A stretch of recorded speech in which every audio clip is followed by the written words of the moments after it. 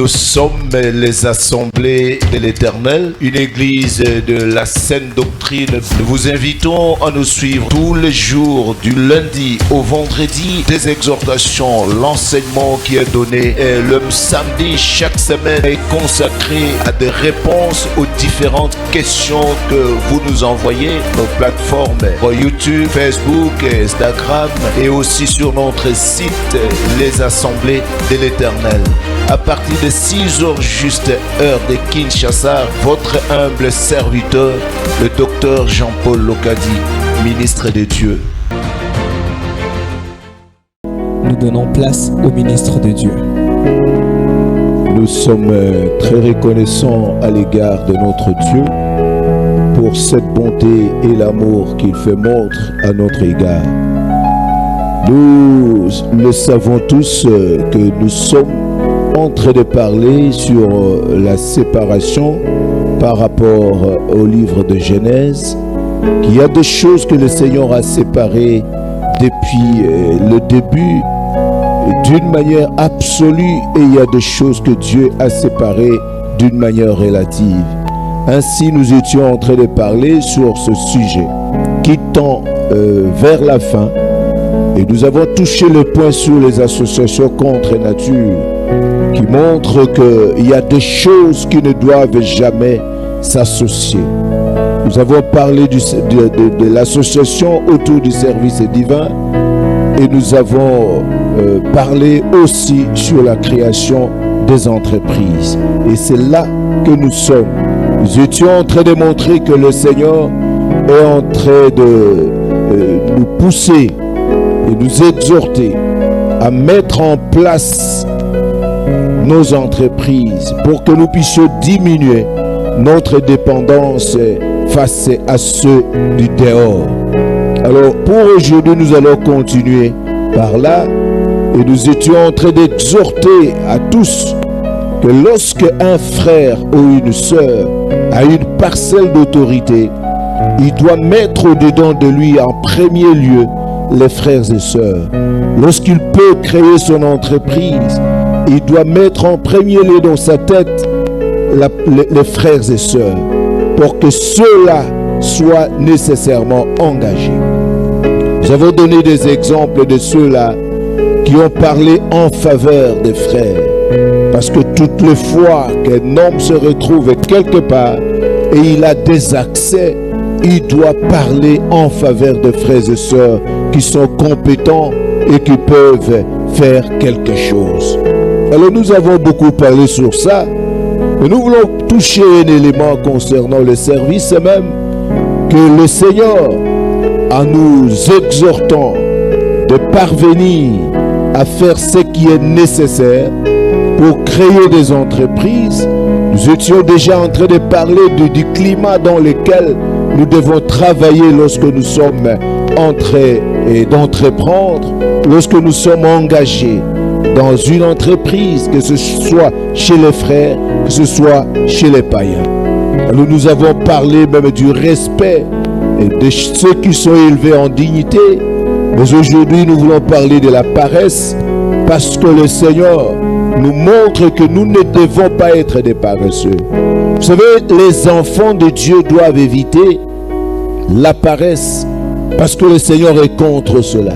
Il y a certaines choses qui nous arrivent dans notre vie et il y a certaines crises de pauvreté qui arrivent dans la vie.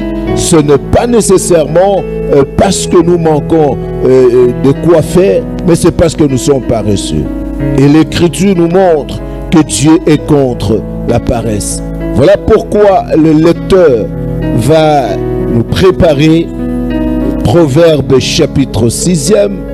Nous allons lire du 6e au 8e verset et nous allons voir que le Seigneur n'est pas favorable à la paresse et il nous donne des exemples sur des toutes petites choses qui sont les mieux organisées. Ainsi, nous voulons passer à notre première lecture de ce matin. Proverbe chapitre 6e, du verset 6e au 11e, nous lisons au nom de Jésus-Christ. Amen. Va vers la fourmi paresseux, considère ses voies et deviens sage. Elle n'a ni chef, ni inspecteur, ni maître.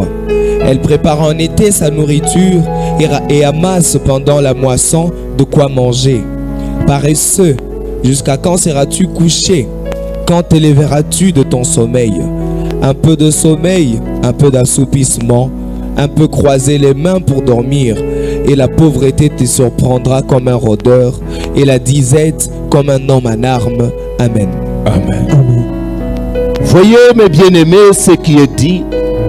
Le Seigneur Dieu nous montre que toi, paresseux, va voir les fourmis. On dit que les fourmis n'ont pas de chef, ils n'ont pas d'inspecteur, ils n'ont pas qui que ce soit pour les contrôler, mais la fourmi travaille librement. Alors ce sont de toutes petites choses. On dit qu'un peu de sommeil, un peu d'assoupissement, et la pauvreté te surprendra comme un homme en armes. Alors le Seigneur n'a jamais été favorable à tous ceux-là qui se retrouvent dans la pauvreté parce qu'ils sont paresseux. C'est ce que nous sommes en train d'exhorter, que les jours à venir sont des jours très difficiles.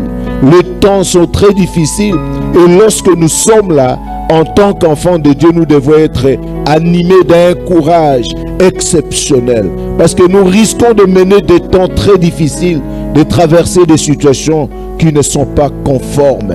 Et là, même notre foi risquera d'être entamée à cause de l'excès de pauvreté et de choses, de situations très critiques et très difficiles. Voilà pourquoi vous voyez même Agur, fils de Jacquet, il a dit: Seigneur, ne me donne ni richesse ni pauvreté, de peur que je ne sois dans la richesse et que je ne dise qui est l'Éternel pour que je lui obéisse.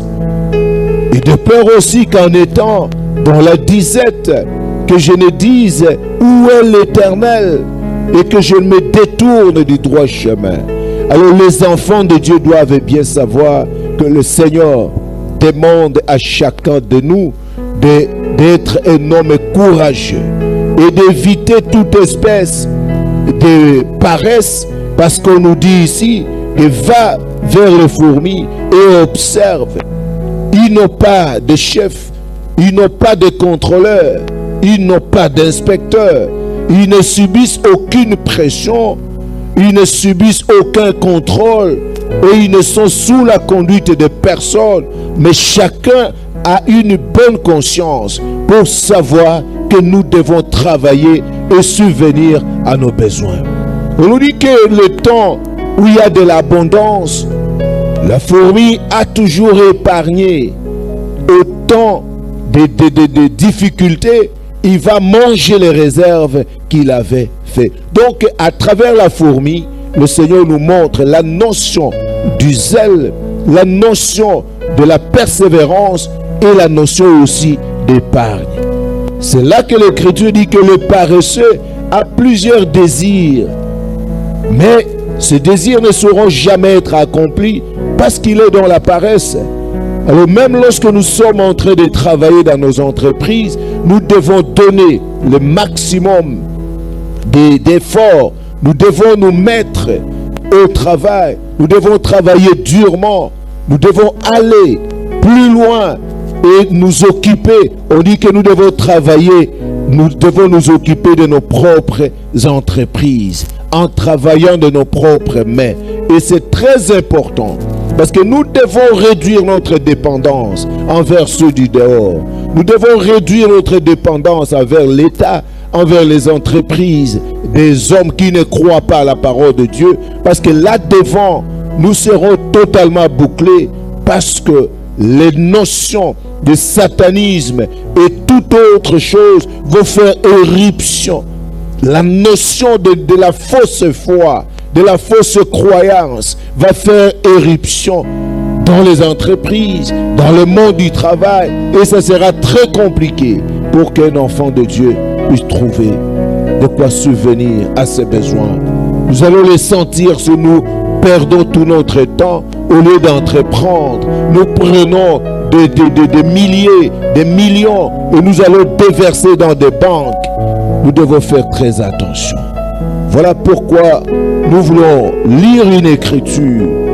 Nous sommes sur Proverbe toujours, chapitre 13, et le lecteur va lire le 4e verset. Proverbe chapitre 13, le verset 4e, nous lisons au nom de Jésus-Christ. Amen. L'âme du paresseux a des désirs qu'il ne peut satisfaire, mais l'âme des hommes diligents sera rassasiée. Amen. Amen. L'âme du paresseux a des désirs qu'il ne peut satisfaire. Mais l'âme des hommes diligents, donc des personnes qui travaillent, de personnes actives, leur âme va avoir toujours de quoi subvenir aux besoins.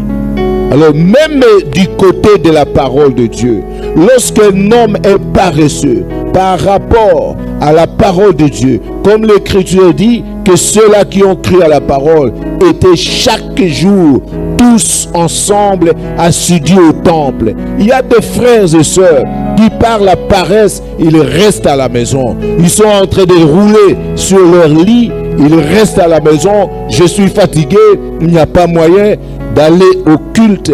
Je suis fatigué, il n'y a pas moyen d'aller servir. Je suis fatigué, il n'y a pas moyen d'aller à la prière. La paresse touche même l'âme.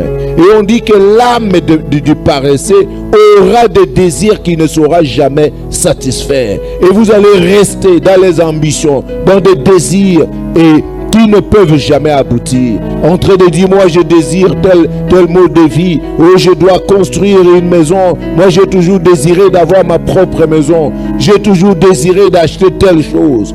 Mais vous ne travaillez pas. Nous devons intégrer la notion du travail.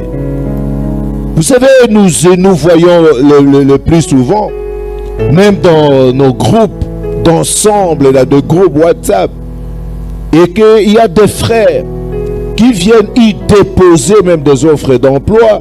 Mais vous allez remarquer qu'il y a certaines personnes qui n'ont jamais réagi à cela.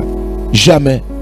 Ils restent là, ils pensent que les choses vont tomber ainsi, vont tomber sur eux, et ils n'ont aucun effort à fournir, alors que l'Éternel et Dieu dit que celui qui cherche trouve, et l'on va ouvrir à celui qui frappe.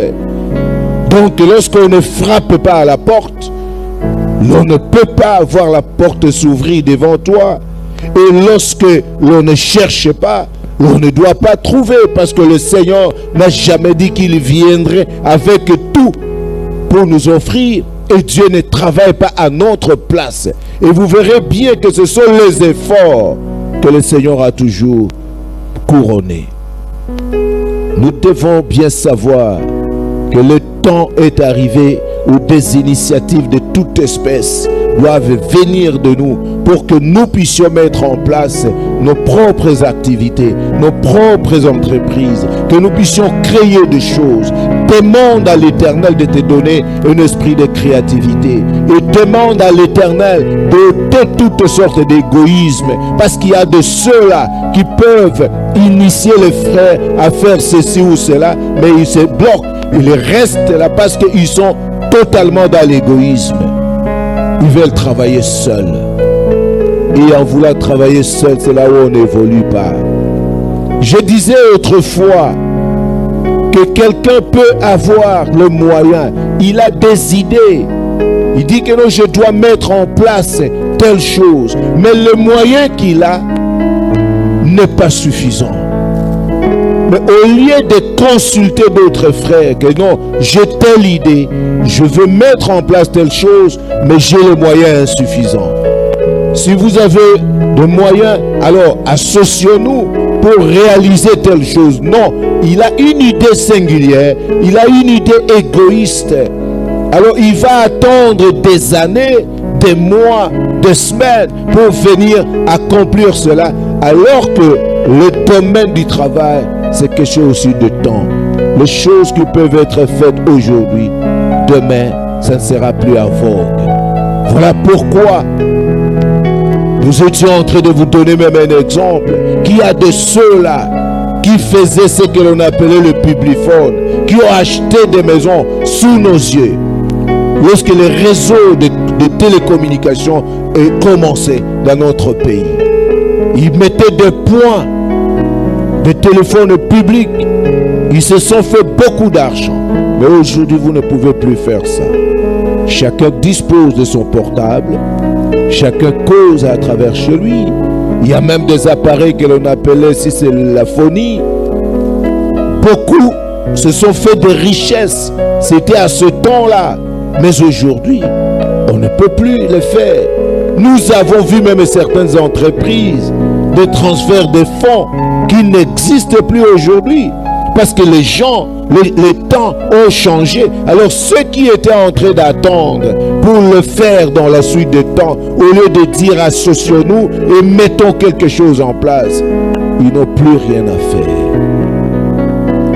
Nous devons réfléchir. On dit que personne ne cherche ses propres intérêts, mais qu'il cherche aussi l'intérêt des autres. Nous devons nous mettre ensemble pour travailler. Mais nous devons ôter toute espèce de paresse lorsque nous sommes en train de travailler. Nous devons ôter toute espèce de paresse dans la recherche de l'emploi. Nous devons ôter la paresse et la négligence. Même dans le domaine du service divin, dans le domaine de la foi. Parce qu'il est écrit que ceux-là qui ont cru persévéraient dans l'enseignement, dans la fraction du pain, dans la communion fraternelle et dans des prières. Et vous verrez bien qu'il y a des âmes qui auront des désirs qui ne seront jamais arrivés parce que ce sont des âmes paresseuses. Le lecteur peut continuer à lire sur le livre de Proverbes. Là, nous pouvons aller dans Proverbes 21 à partir du 25e verset. On peut passer à cette lecture-là. Proverbe 21, à partir du 25e verset, nous lisons au nom de Jésus-Christ. Amen. Les désirs du paresseux le tuent, parce que ses mains refusent de travailler. Tout le jour, il éprouve des désirs, mais le juste donne sans parcimonie. Le sacrifice des méchants est quelque chose d'abominable. Jusque-là, et vous prenez une autre écriture. Nous sommes dans Proverbe 20, le 4e verset. Beaucoup de raisons. Proverbe 20, le 4e verset, nous lisons au nom de Jésus-Christ. Amen. À cause du froid, le paresseux ne laboure pas. À la moisson, il voudrait récolter, mais il n'y a rien. Amen. Amen. Les paresseux restent dans des désirs. Ils sont dans des désirs. On dit qu'ils ont des désirs qui ne seront jamais atteindre parce que leurs mains refusent de travailler. Leurs mains refusent de travailler. Vous voyez, dans notre ville ici, vous allez trouver des garçons, des filles, tous attroupés dans des histoires inutiles, en train de causer, en train de faire des jeux de cartes, en train de passer tout leur temps et en train de criailler dans des coins des rues. Ils ne font rien et ils ne cherchent même pas à faire quoi que ce soit. Nous devons ôter la culture de moindre effort et penser que sans travailler, nous pouvons aboutir à quelque chose. Il y a un adage dans notre ville ici que je n'ai jamais apprécié. Là où on dit chance et l'ocopambe, c'est dire que non, la chance, les choses peuvent te tomber dessus. Mais si tu n'as rien fait, tu n'as rien cherché. Et ils prennent des références, non sur ceux-là qui ont travaillé dur, mais ils prennent des références sur ceux-là qui se sont retrouvés par hasard. Comme l'on a toujours dit, à un bon moment, au bon endroit, il s'est retrouvé par hasard. Ce sont ces gens-là qu'ils prennent pour référence. Alors que ces gens ne représentent même pas 1%. Ceux qui vivent aujourd'hui ont travaillé dur. Ceux qui ont des grands biens aujourd'hui ont travaillé. Ils ont travaillé. Soit leurs parents ont travaillé dur. Et ces gens-là ont hérité du travail. Nous vous avons toujours dit que si vous obtenez quelque chose sans souffrir, cela veut dire qu'il y a de ceux qui ont souffert sans obtenir cela. C'est la différence qui existe. Aujourd'hui, même lorsque nous sommes dans les assemblées de l'Éternel, si quelqu'un peut devenir serviteur dans les assemblées de l'Éternel et il obtient, dès qu'il vient au service divin, il obtient des faveurs, il obtient telle chose sans souffrir, c'est parce qu'il y a de ceux-là avant lui qui ont souffert sans obtenir cela. Ils ont souffert sans obtenir cela. Il y a des temps où on a servi le Seigneur parce que l'on ne voulait pas aller loin de la volonté de Dieu. On ne voulait pas embrasser des fausses doctrines. Nous avons accepté la souffrance. Il y a des temps où l'on manquait une somme équivalent de 50 000 francs, soit $20 pour payer les bateaux, les billets des bateaux, quitter une ville pour aller à une autre. Mais aujourd'hui, c'est très facile que quelqu'un puisse venir là-bas débarquer. Il est serviteur et puis ce sont des billets d'avion. Et là, il peut même considérer que l'œuvre de Dieu, c'est facile. Les choses sont tellement faciles, ainsi de suite. Non, c'est parce qu'il y a de ceux-là qui ont travaillé dur pour que l'on en arrive là. Dans tous les secteurs de la vie. Dans tous les secteurs de la vie. Si on veut des résultats, si on a des résultats sans souffrir, on a des résultats sans travailler, cela veut dire qu'il y a de ceux qui ont travaillé sans les résultats. Et toi, tu as obtenu les résultats de leur travail. Nous devons travailler dur. Le paresseux dit, il y a beaucoup de raisons, on dit, à cause du froid, le paresseux ne travaille pas. Parce que le paresseux a toujours regardé les climats. Il dit non, il y a tellement du froid aujourd'hui, il n'y a pas moyen de faire ceci. Alors que les hommes diligents se lèvent et ils vont au travail. Le paresseux a toujours vu des dangers. Il ne veut pas prendre des risques. Or, dans ce monde, il ne faut pas éviter de prendre des risques. La seule chose pour un enfant de Dieu, c'est de travailler conformément à la volonté de Dieu. C'est de se pencher sur le Seigneur. Il ne peut pas s'engager sur des histoires qui n'ont rien de rapport avec la parole de Dieu. Et c'est là que vous voyez même à travers beaucoup de villes, les gens sont là au pari foot et ils sont là en train de perdre le peu de moyens qu'ils ont. Parce qu'ils estiment qu'ils vont gagner. Et c'est là que vous voyez beaucoup avoir des problèmes. Même des personnes malveillantes qui passent à travers l'internet, à travers les réseaux sociaux pour diffuser des messages. Et voici, on nous a, oh, si tu amènes ceci, tu vas gagner telle chose. Et même certains parmi ceux-là qui sont enfants de Dieu se lèvent et ils envoient des fonds. Comme dernièrement ici, il y a de ceux qui parlent de l'investissement à travers les réseaux sociaux. Nous avons dit aux frères de ne pas s'engager à de tels jeux. Il n'y a pas une seule activité là où vous allez mettre $50 et en une semaine, on vous donne 800. C'est impossible. Mais il y a de ceux-là qui ont trouvé qu'ils doivent faire. Ils doivent agir de cette façon-là.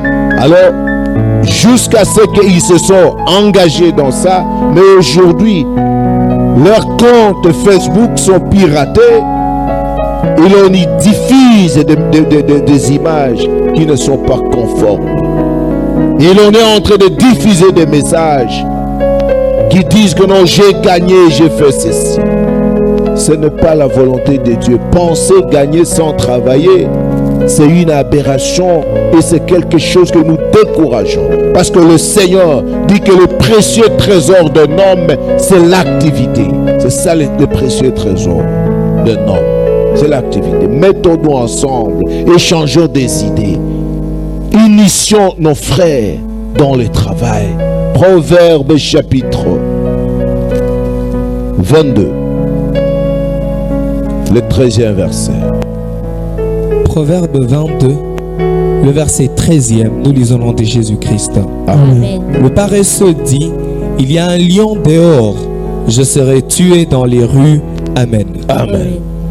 Le paresseux dit, il y a un lion dehors, je serai tué dans les rues. C'est le problème de ne pas vouloir prendre des risques. Il voit toujours le danger. Il voit toujours les dangers. Oh, je ne peux pas aller dans telle ville pour aller y commercer parce que j'ai appris que là il y a telle chose. Comme si des gens ne vivent pas là-bas. On lui donne un emploi pour aller dans tel endroit. Mais lui, il se dit, tout ce qu'il dit, non, il y a de l'insécurité dans cet endroit-là. Alors c'est impossible que je puisse exposer ma vie. Même dans le service divin, l'Écriture dit que celui qui veut préserver sa vie, il la perdra. Il la perdra.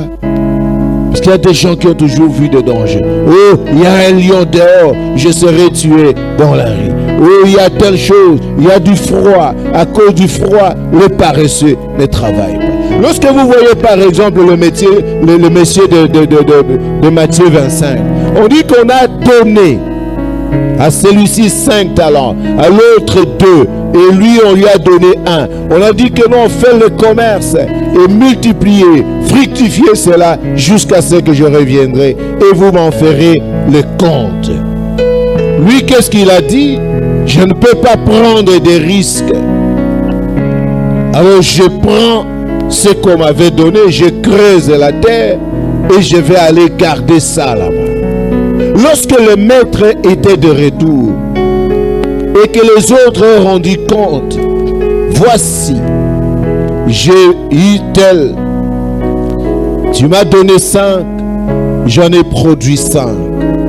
Tu m'as donné 2, je multiplié et j'en arrive à 4. Alors, lui, il est venu, maître, je savais que tu es un homme dur, qui moissonne là où tu n'as pas semé et qui amasse là où tu n'as pas dispersé. Alors j'ai eu peur de perdre ce que tu m'as dit en gesticulant avec cela, en investissant cela dans une activité quelconque. Alors je suis allé cacher cela sous la terre et voici ce qui te revient. Parce qu'il n'a pas voulu prendre des risques, il s'est retrouvé loin.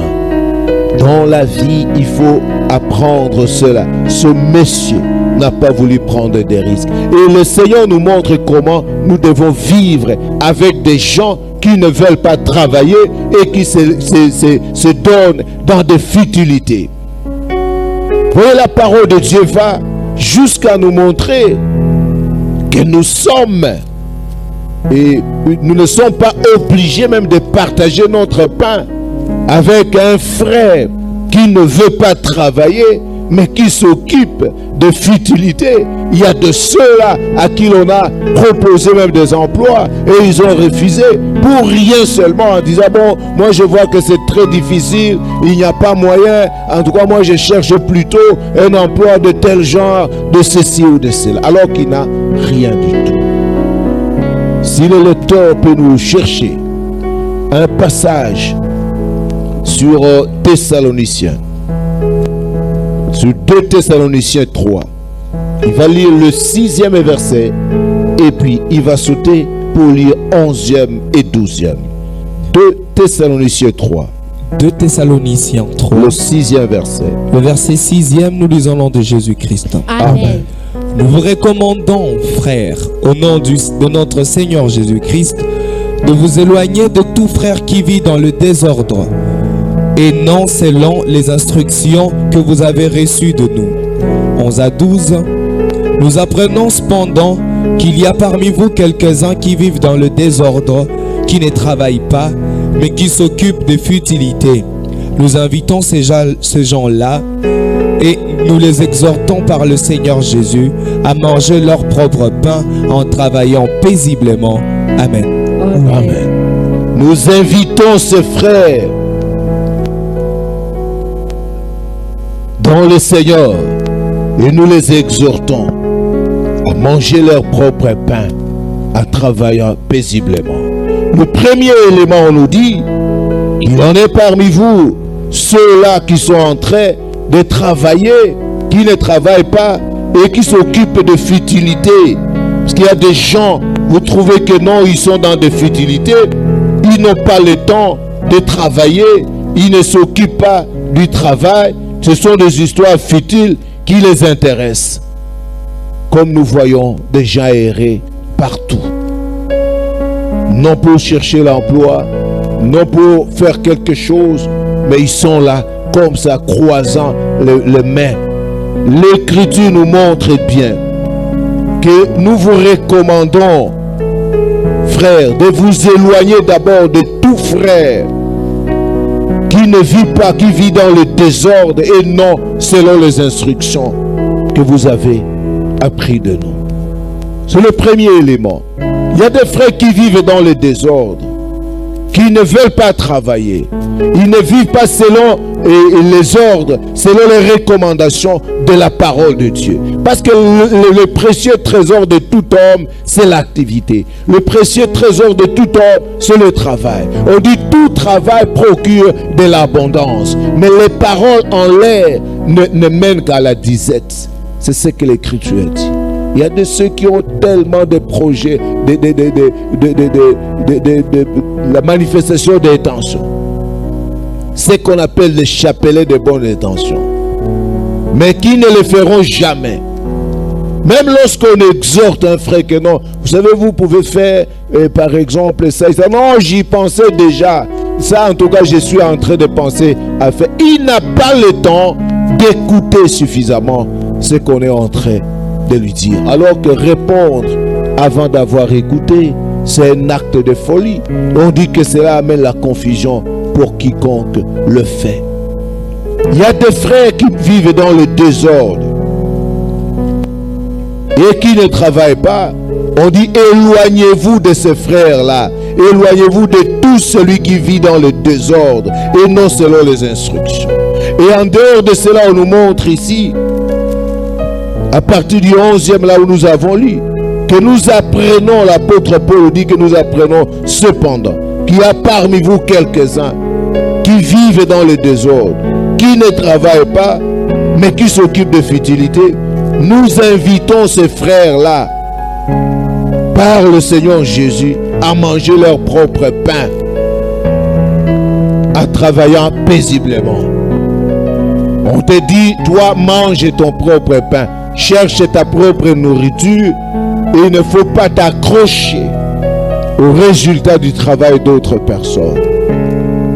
Et ce sont ces gens-là qui se rendent eux-mêmes la tâche difficile. Ils se rendent eux-mêmes la tâche difficile. Voilà pourquoi l'Écriture nous montre que nous devons travailler ensemble. Initiez des choses parmi vous. Mettez en place des activités d'ensemble. Les temps sont difficiles. Vous avez en face de vous aujourd'hui des problèmes très compliqués. Vous amenez vos enfants dans des écoles là où les conditions sont inacceptables. Soit tu es rattaché à une certaine religion, soit tu es rattaché à une certaine secte, rattaché à une certaine idéologie. Et vous êtes obligé de laisser même vos petits-enfants étudier dans de telles conditions, là où on leur apprend des choses qui sont contraires à la parole de Dieu, là où on leur exige des choses très compliquées, des choses de dépravation. Mais c'est parce que vous n'avez même pas l'idée. Au lieu de se dire, mais non, ce n'est pas vrai. Dans notre pays, on accepte l'initiative privée. Mettons-nous ensemble. Frères, viens, nous mettons ensemble. Nous avons quelle potentialité ici parmi nous? Nous avons des gens qui travaillent dans ceci. Ok, les moyens. Est-ce que nous pouvons mettre les moyens pour créer des écoles primaires? Ne fût-ce que ces éléments-là d'éducation de base. Parce que lorsque quelqu'un grandit, il peut se débrouiller seul. Mais les enfants que vous amenez dans des crèches, les enfants que vous amenez dans ce que l'on appelle maternelle, et qui sont au temps de la formation même de caractère, en ce temps-là où on doit les orienter. Mais vous les livrez chez des personnes sans scrupules, des personnes qui n'ont pas de cœur. Aujourd'hui, les enseignants n'ont plus la bonne moralité. Nous le voyons, et encore au-dessus de tout cela, vous connaissez des programmes scolaires aujourd'hui qui frôlent la folie et l'idiotie. Mais toutes ces choses-là, vous êtes obligés parce que vous vous dites, nous n'avons pas le choix. Non, on ne peut pas dire ça. Vous avez à faire un bon choix. Parce que parmi nous, il y a des gens qui sont capables de mettre des moyens, d'initier. Et nous avons des frères et sœurs qui sont enseignants, qui sont des directeurs par-ci, par-là. Dans plusieurs domaines, nous avons des potentialités. Nous avons des frères qui ont fait des études, des bonnes études, qui sont parmi nous. Pourquoi ne pas initier? Pourquoi ne pas s'en sortir? Il arrivera un certain moment où l'on vous dira que non, c'est que vous n'allez pas étudier, et il faut faire telle chose, il faut faire telle chose. Il y aura des écoles là où on va vous dire, bon, à ce niveau-là, il faut nécessairement étudier nu. Leur dire ici, c'est pour les nudistes. Qu'est-ce que vous allez faire?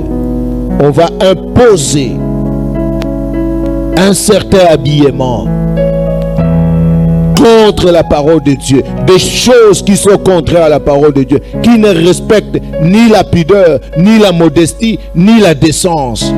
Mais vous allez vous retrouver que vous êtes obligé d'aller là-bas parce que vous avez été ignorant, parce que vous avez été paresseux, parce que vous avez agi non en faveur de vos enfants, des gens qui arriveront dans la suite des temps.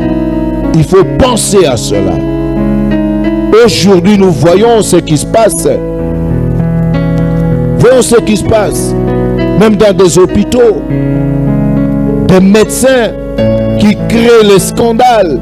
Des choses qui se passent dans des hôpitaux. Mais lorsque nous voyons certains de nos frères qui se lèvent, on dit, je suis un médecin, j'ai des moyens, je fais ceci. Et ils mettent des structures.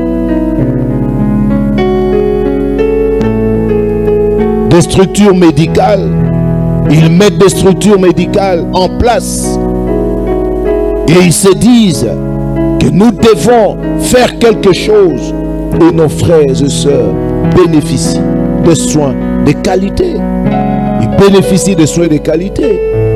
Et là où il n'y a pas de risque, les gens vont se retrouver aujourd'hui face à des difficultés, on leur impose des choses. Vous irez pour les soins médicaux, et bien là-dedans, on vous répand dans le corps, on vous injecte des nanoparticules et ta vie bascule. On fait d'expérimentations, beaucoup de choses aujourd'hui qui sont clairement établies. Le monde va très mal. Il faut que nous puissions limiter. Nous devons limiter certaines choses. Nous devons limiter notre dépendance. Nous devons créer des choses qui peuvent nous donner la possibilité d'assurer notre indépendance, la possibilité de vivre devant ce monde en toute responsabilité. Parce que nos enfants vont nous poser la question, parce que nous ne les avons pas protégés. Que l'Éternel et Dieu vous donne force et vigueur. Que l'Éternel vous donne le sens de l'initiative. Portez-vous bien et que Dieu vous bénisse. Amen. Amen. Nous rendons grâce à Dieu pour l'opportunité qu'il nous a accordé d'écouter sa parole ce matin-ci. Et nous allons demander à l'Éternel de bien vouloir nous protéger au courant de cette journée. Et à la fin, le ministre de Dieu va prier en faveur du peuple de Dieu. Prions au nom de Jésus. Oui. Éternel et Dieu Éternel de Dieu puissant, nous venons Créateur devant ta face, de éternel de Dieu l'univers. puissant, te dire merci. Sommes devant C'est par ta face bonté, et par nous te ton rendons amour que tu as gloire voulu encore et que nous action nous tenions de encore une fois de plus devant Voulons le ta face. Seigneur Dieu Nous venons, te voir. éternel de Dieu puissant, de dire merci parce que tu nous as accordé Merci, ta Dieu parole, puissant. éternel, ce Merci matin, pour ta bonté afin qu'éternel de et Dieu pour puissant, ton nous puissions nous réveiller Que ton et que nom nous puissions soit avancer dans Que cette ton journée, nom éternel soit de Dieu glorifié. puissant, selon ta volonté. Nous venons, éternel de Dieu puissant, te Gloire, bénir. honneur, Nous venons devant ta face t'élever, car plusieurs n'ont pas eu l'opportunité que tu nous as accordée Merci. à écouter encore cette parole, afin que nous, étant enfants de Dieu, éternel de Dieu puissant, nous puissions croître et comprendre ta parole, éternel de Dieu puissant, afin que cela puisse trouver une place dans nos cœurs, éternel de Dieu puissant, nous venons devant ta face. Béni soit ton nom éternel et Dieu pour ta bonté et l'amour que tu as fait monde. Nous venons d'exhorter à ton peuple que toi seul éternel tu agisses pour que les choses soient ainsi et au-delà même pour que ton peuple, ô Dieu, puisse tourner les regards vers toi et qu'il soit capable et doté d'une intelligence éclairée en vue de mettre en place ce qui peut tourner à notre faveur. À cause de ta bonté, nous te disons merci. Au nom du Seigneur Jésus. Amen. Amen.